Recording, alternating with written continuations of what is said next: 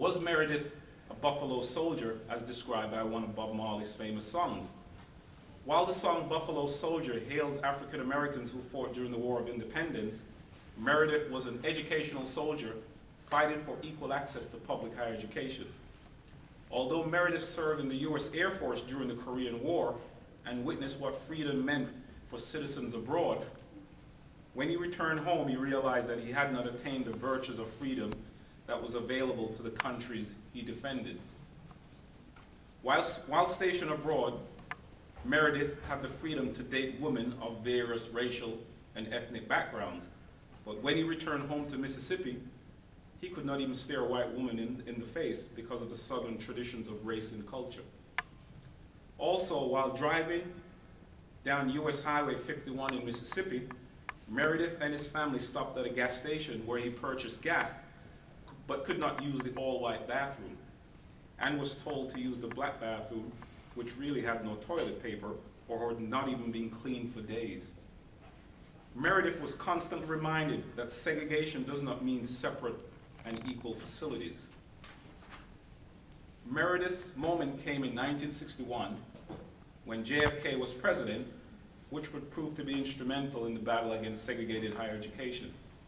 However, the governor at the time, who was Ross Barnett, was determined to uphold the cultural ethos of Ole Miss and thwarted any attempts by Meredith to enroll in the state's premier university.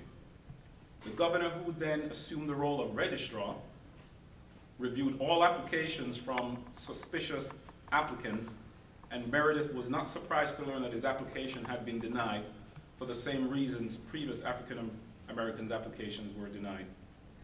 The public and official reason for the rejection of his application was that he was transferring from a black college that was not accredited. Therefore, the credits he earned were not transferable to Ole Miss.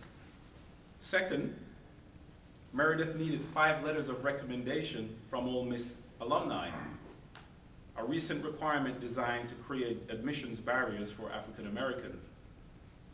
Third, the governor also stated that Meredith was not a state resident because while serving abroad during the war, he had not made the necessary arrangement to reinstate his residency when he returned to Mississippi. And fourth, Meredith had close ties with the NAACP, and his application was an attempt to stir up trouble in the state of Mississippi. And finally, Meredith was considered a felon since he made previous attempts to register to vote in a county that he was not a resident.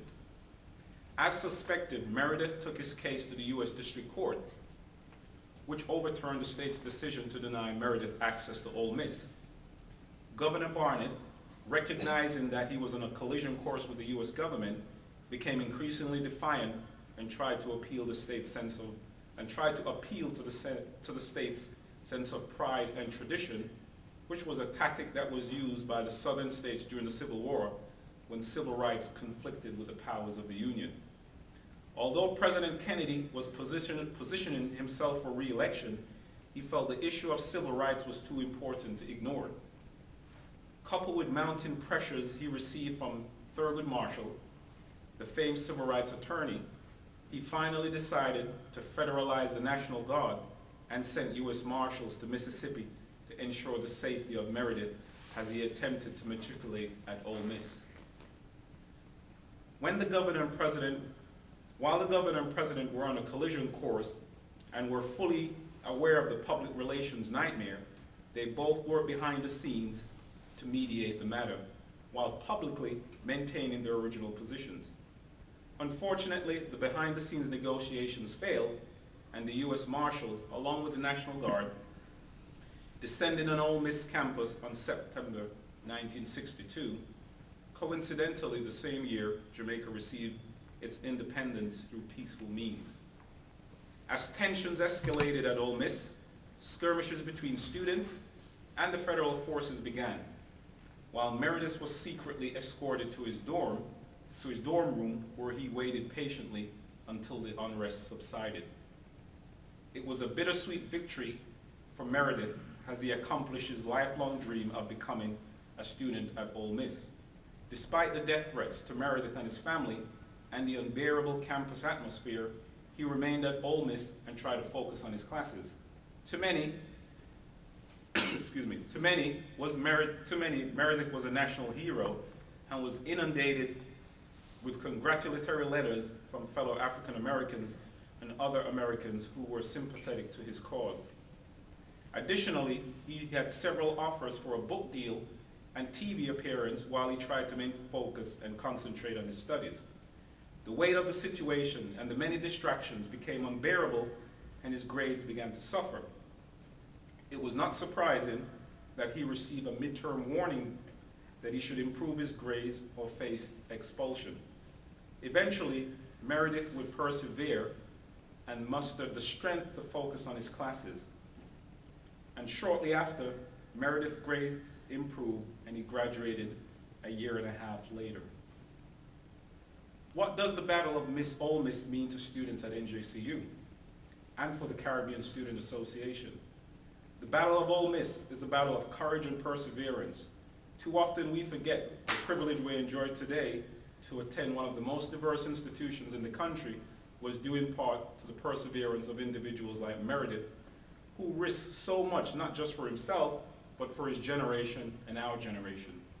The fight for civil rights is a fight for equality and freedom to choose higher education, and freedom to choose a higher education institution that meets our goals and aspirations. Bob Marley also sings about freedom from oppression and obstacles, which are metaphorical expressions for barriers to success and access to vehicles of social and economic mobility. Too often, Caribbean students face tremendous barriers to higher education, such as not being eligible for various federal and state financial aid programs, having to work multiple jobs to pay tuition and fees, and sometimes room and board. The Battle of Ole Miss is a battle of courage and overcoming obstacles that impede success to academic attainment. Meredith, like Bob Marley, was an archetype and a revolutionary of his era. While Bob Marley fought against economic disparity in Jamaica and the world during the 1960s and 1970s, and even escaped an assassination attempt in Trenchtown, Kingston, Meredith was a civil rights revolutionary who changed the course of higher education for many of us. Like Bob Marley, his life was constantly threatened, but he was determined to fight for what he believed in, which was education for all. NJCU can provide you with access to post-secondary education, but it's only through your hard work and perseverance and commitment that you will graduate and become productive citizens of the United States or your home countries. The history of Ole Miss is important because Meredith succeeded despite being separated from his wife and child, despite being the first African American to attend an all-white university, and despite the gale of racial epithet Meredith confronted while he attended classes at Ole Miss. Notwithstanding all these educational barriers in a hostile state that was highly segregated, Meredith still graduated on time, and like most of you, was the first in his family to receive a college degree. In closing, as we celebrate Black History Month, please remember the words of Bob Marley. Get up and stand up for your rights. And in the memory of James Meredith, persevere through all seemingly impossible odds. Not just for yourself, but for your families and future generations of Caribbean and African American students. When I walk across campus on any given day, I can see the diversity in race and ethnicity.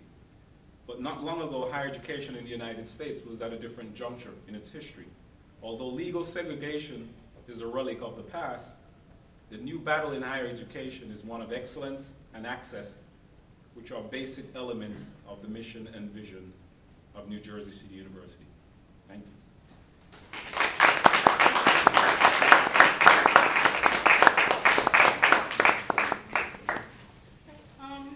So thank you, Aska, for that speech.